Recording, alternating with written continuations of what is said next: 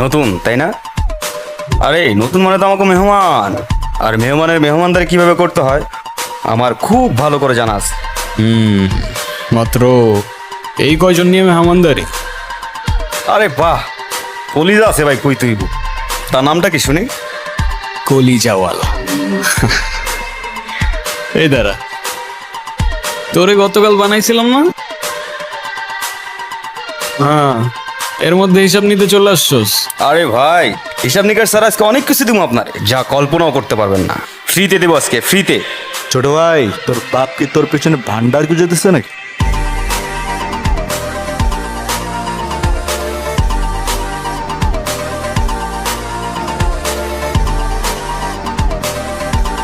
আরে তুই জানোস ওই কি করছে?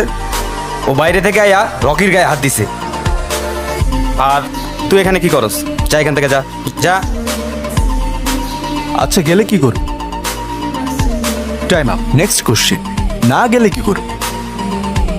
বুঝলাম না, তুই ওর সাইড নিয়ে আমাদের সাথে তর্ক করতেছিস?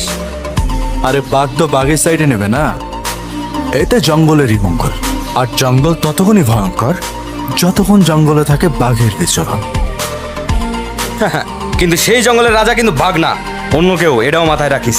আরে পাগলা, ইতিহাস ঘেটে দেখ, কোনো রাজাই তার রাজত্ব টিকিয়ে রাখতে পারে নাই। তোর রাজাও পারো। শোন, ভাইরা যদি জানাই ফলটা কিন্তু ভালো হইব না। আচ্ছা, তোর ভাই কি ফলের বিজনেস শুরু করছে নাকি রাজনীতি?